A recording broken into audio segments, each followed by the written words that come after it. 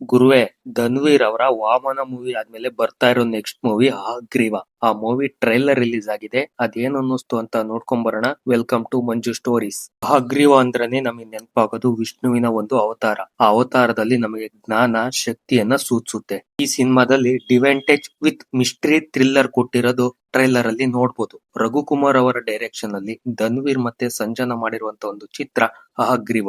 ಹಂಗೆ ಇದ್ರಲ್ಲಿ hero character ಬಂದು ರಾಕ್ಷಸನ ಅಥವಾ ರಕ್ಷಕನ ಅಂತ ಡೌಟ್ ಬರುತ್ತೆ. ಟ್ರೈಲರ್ ಸ್ಟಾರ್ಟ್ ಅಲ್ಲಿ ಒಂದ್ ಊರಲ್ಲಿ ರಾಜ ಇದ್ದ ಅಂತ ಶುರು ಮಾಡೋಕೆ ಇದು ರಾಜನ್ ಕತೆ ಅಲ್ಲ, ರಾಕ್ಷಸನ ಕತೆ ಅಂತ ಇದೆ.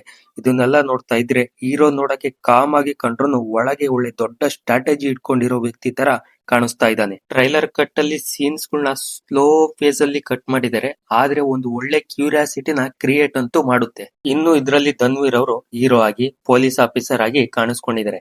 ಹಂಗೆ ಕೊಲೆಗಳು ನಡೀತಾ ಇರ್ತವೆ. ಅದನ್ನ ಮೈಥಾಲಜಿ ಪ್ರಕಾರ ಕೊಲೆಗಾರ ಸೀರಿಯಲ್ ಕಿಲ್ಲರ್ ಆಗಿ ಮಾಡ್ತಾ ಇರ್ತಾನೆ. ಅದನ್ನ ಬೇಚೋಕೆ ಬರೋದು ಹೀರೋನ ಅಥವಾ ಕೊಲ್ಲಕ್ಕೆ ಬರ್ತಾನ ಅನ್ನೋದು ಕೆಲವೊಂದು ಸೀನ್ ಗಳಲ್ಲಿ ಹೀರೋ ಮೇಲೇನೆ ಡೌಟ್ ಬರುತ್ತೆ. ಆ ತರ ಡೈರೆಕ್ಟರ್ ಸ್ವಲ್ಪ ತಲೆಗೆ ಹುಳ ಬಿಟ್ಟಿದ್ದಾರೆ.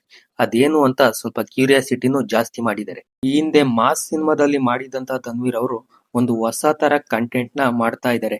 ಮೈಥಾಲಜಿ, ಮಿಸ್ಟ್ರಿ ಮತ್ತೆ ಮಾಸ್ ಎರಡನ್ನೂ ಹೊಂದಿರುವಂತ ಕಂಟೆಂಟ್ ನ ಟ್ರೈ ಮಾಡ್ತಾ ಇದ್ದಾರೆ.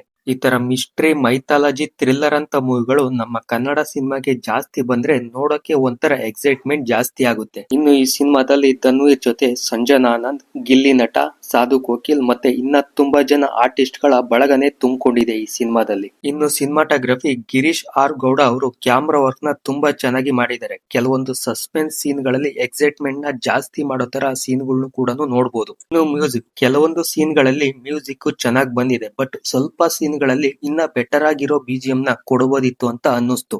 ಅದು ಸಿನಿಮಾದಲ್ಲಿ ಯಾವ ತರ ಇರುತ್ತೆ ಅಂತ ನೋಡ್ಬೇಕು. ಹಾಗೆ ಸಸ್ಪೆನ್ಸ್ ಥ್ರಿಲ್ಲರ್ ಕಾನ್ಸೆಪ್ಟ್ ಅಲ್ಲಿ ಬಿಲ್ಡ್ ಅಪ್ ಫೈಟ್ ಮತ್ತೆ ಡೈಲಾಗ್ಸ್ ಗಳು ಅಷ್ಟೇನು ಬೇಡ ಅಂತ ಅನ್ನಿಸ್ತು. ಇನ್ನು ಈ ಸಿನಿಮಾದಲ್ಲಿ ಮಿಸ್ಟ್ರಿ ತರ ಇರೋ ಸೀರಿಯಲ್ ಕಿಲ್ಲರ್ ಗಳನ್ನ ಯಾವ ರೀತಿ ಇನ್ವೆಸ್ಟಿಗೇಟ್ ಮಾಡ್ತಾರೆ, ಭೇದಿಸ್ತಾರೆ ಅಂತ ನೋಡೋಕೆ ಫೆಬ್ರವರಿ 27ನೇ ತಾರೀಕುವರೆಗೂ ಕಾಯಲೇಬೇಕು. ಹಯಗ್ರೀವ ಟ್ರೈಲರ್ ನೋಡಿದ್ರೆ ಏನ್ ಅನ್ನಿಸ್ತು ಅಂತ ಕಮೆಂಟ್ ಮಾಡಿ. ಹಾಗೆ ರಿವ್ಯೂ ಇಷ್ಟ ಆದ್ರೆ ಸಬ್ಸ್ಕ್ರೈಬ್ ಮಾಡ್ಕೊಳ್ಳಿ.